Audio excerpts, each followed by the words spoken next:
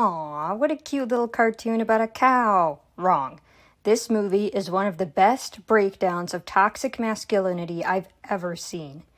It's about Ferdinand, a calf living on a ranch where bulls are trained to fight matadors. So masculine traits like courage, aggression, and stoicism are not only encouraged but expected. But Ferdinand doesn't like fighting and being aggressive, so he has a hard time making friends with the other bulls. One day, his father is chosen to fight a matador, and this is seen as a great honor. But the trailer that takes away his father comes back empty. Another bull tells Ferdinand that his dad was too weak to win against the matador, and he should have trained harder. This is devastating to Ferdinand, who had a great relationship with his dad. He decides to run away from the ranch and gets taken in by a flower farmer and his young daughter. Ferdinand grows up on the flower farm and loves it. He loves gardening, playing with the little girl, being friends with the other animals on the farm. It's his ideal life. But one day his family takes him to the flower festival, and he accidentally sits on a bee. He responds by thrashing and headbutting, and it scares everyone at the festival so much that they call animal control, and he gets taken back to the ranch that he ran away from as a calf. The other bulls have grown up in an environment where you have to be super aggressive to survive, and they don't like Ferdinand telling them that there's a better way to live. They have no idea what unconditional acceptance is. They have never experienced it and think Ferdinand is making up a magical place where it exists. We see what effect this has on the bulls. They all have anxiety, but one of them has it so bad he often throws up or passes out during training.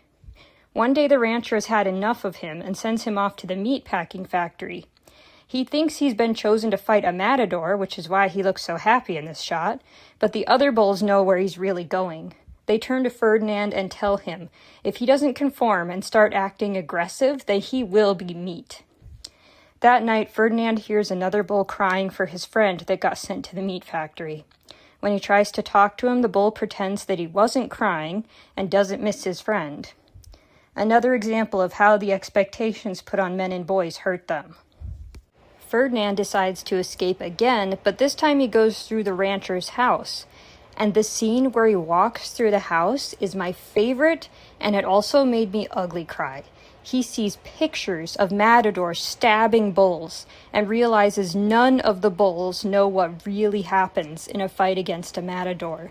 He also sees a wall of bull horns and realizes that the bull never wins. The game is rigged so that no matter how hard a bull trains or how tough he is, he will always die. There is no reward for being the strongest. To top it off, he sees a picture of his father, and he now knows exactly why he didn't return from the matador fight. That's when I started crying. A lot. After that chilling scene, Ferdinand goes back to the other bulls and tries to convince them that there is no way to win. You die if you fight, and you die if you don't. The only way to survive is to escape. Valiente, who is the strongest and most aggressive bull, doesn't believe him and tries to fight him. In the process, he loses his horn and the rancher sends him to the meat factory. At this point, Ferdinand has had enough and decides to break Valiente out of the meat factory. He finds him and gives him the opportunity to escape, but Valiente says he wants to stay and be meat. Ferdinand wants to know why, and Valiente says he isn't good for anything else anymore. This shows that their fences aren't just physical, they are psychological. They have been taught that any other way to live is unacceptable, so Valiente can't live a different way even when he is given the opportunity. Luckily, Ferdinand is able to convince him that he should give another life a try, and together they escape. After they also find the other bull sent to the factory and break him out too. Surprisingly, he hadn't been turned into meat yet.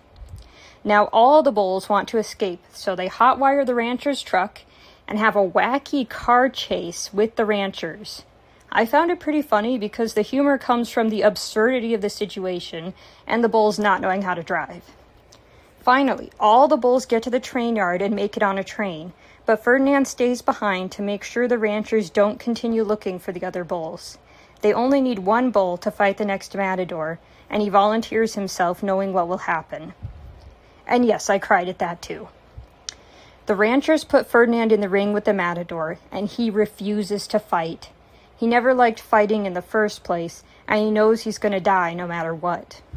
This angers the matador, and he tries stabbing Ferdinand with a sword to get him to fight. This makes Ferdinand angry, and for a moment he does fight back, catching the matador off guard.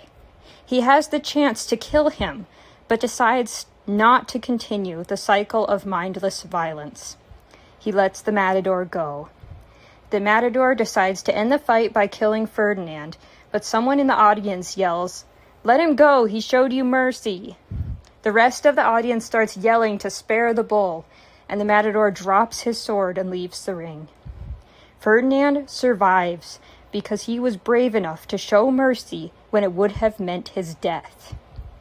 He gets reunited with the flower farmer and his daughter, and all the bulls get taken to the flower farm to live out the rest of their days.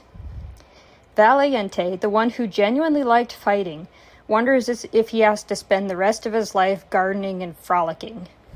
Ferdinand says that's his thing, and Valiente should find his own thing.